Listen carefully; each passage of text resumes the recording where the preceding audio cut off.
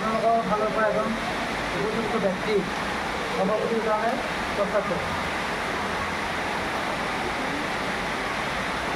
কিন্তু আমাৰ কোচ কি হ'ব, এটাই মাতিলে আন এটা একো নামাতে। মানে তাৰ ফলত কি হৈছে, আমি যিহেতু একতা হ'ব পৰা নাই, আচলতে তাৰ কাৰণে আমাক অসম চৰকাৰে গুৰুত্ব নিদিয়ে।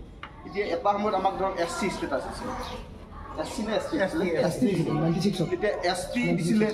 কিমান ST কিমান গুৰুত্ব বিভিন্ন চাকৰিৰ পৰা আৰম্ভ কৰি পঢ়া শুনাৰ পৰা সকলোৱে জানো, কিন্তু আমাক দিয়া বস্তুটো কাঢ়ি নিলে। কিয় কাঢ়ি নিলে? আমি একতাৰে মাত মাতিব পৰা নাই কাৰোবাৰ ভয়ত। আমাক দিয়া বস্তুটো যে আমাক দিয়াৰ কাৰণে কোনোবা অসন্তুষ্ট হৈছে, তেওঁলোকে ৰঙা চকু দেখুৱালে অসম চৰকাৰে তেওঁলোকৰ চকুক ভয় কৰিলে, ভয় কৰি আমাক দিয়া বস্তুটো আমাৰ পৰা কাঢ়ি দিলে, অথচ আমি একো কৰিব পৰা নাই। আগবাঢ়ি গৈছিল, আগবাঢ়ি গৈ আছে, আৰু হয়তো সদৌ অসম কাৰ্যসূচী সন্মিলনী বা যুৱ ছাত্ৰ সন্মিলনীৰ এটা বৃহৎ অংশ দায়িত্ব লৈ থাকে আৰু বিভিন্নভাৱে আগবাঢ়ি সদায় প্ৰথম পদক্ষেপত থাকে।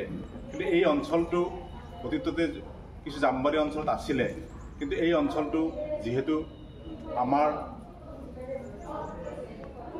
সহযোগিতাৰ কাৰণে অকণমান বিভ্ৰান্তি হৈ আছিলে, আৰু যিটো যোগসূত্ৰ নাছিলে সেই যোগসূত্ৰটো কৰিব লাগিব। কাৰণ সদৌ অসমৰ প্ৰতিজন সদস্য, প্ৰতিজন ব্যক্তি যদি উপজিল্লামুখী সন্মিলনীৰ লগত যোগাযোগ নাথাকে বা একলগ নহয়, তেতিয়া আমি দাবী বা চৰকাৰৰ ওচৰত কিবা পাবলৈ হ'লে আমি অজ্ঞাত হ'ব। কোচ ৰাজবংশী যুৱ ছাত্ৰ সন্মিলনী অমৰ হোক, কোচ ৰাজবংশী যুৱ ছাত্ৰ সন্মিলনী জিন্দাবাদ, কোচ ৰাজবংশী যুৱ ছাত্ৰ সন্মিলনী জিন্দাবাদ, কোচ ৰাজবংশী যুৱ ছাত্ৰ সন্মিলনী কেন্দ্ৰীয় সমিতি জিন্দাবাদ।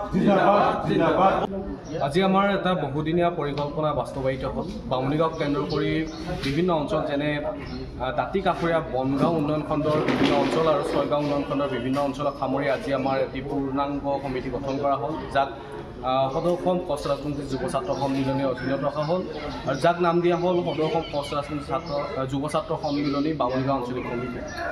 আজিৰ এই বৈঠকত আমাৰ জ্ঞাতিসকলৰ বিগত দিনবোৰৰ যি সমস্যা, তাৰ উপৰিও আমাৰ এই অঞ্চলৰ অনাগত দিনত যাতে আমাৰ জ্ঞাতিসকলৰ সাংবিধানিক মৰ্যাদা, সাংবিধানিক অধিকাৰ, আমাৰ স্বাভিমানবোৰ আমি অটুট ৰাখিব পাৰোঁ, তাৰ বাবে আমি জাগ্ৰত প্ৰহৰী হৈ দিন ৰাতি একাকাৰ কৰি পহৰা দিয়াৰ কাৰণে আমি ব্যৱস্থা কৰিব লাগিব। তাৰ ওপৰত আমি আলোচনা কৰিছোঁ।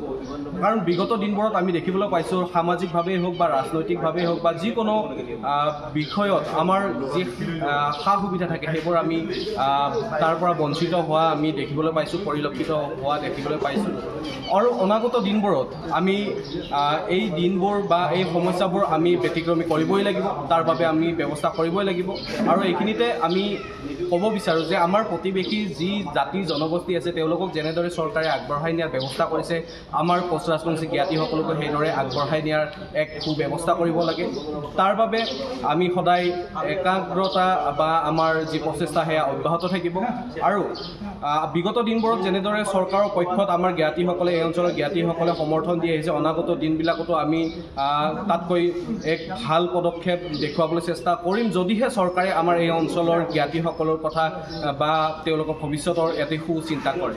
ধন্যবাদ। কোচ ৰাজবংশী যুৱ ছাত্ৰ সন্মিলনী কেন্দ্ৰীয় সমিতি জিন্দাবাদ, কোচ ৰাজবংশী যুৱ ছাত্ৰ সন্মিলনী দক্ষিণ কামৰূপ জিলা সমিতি জিন্দাবাদ, কোচ ৰাজবংশী যুৱ ছাত্ৰ সন্মিলনী দক্ষিণ কামৰূপ জিলা সমিতি জিন্দাবাদ।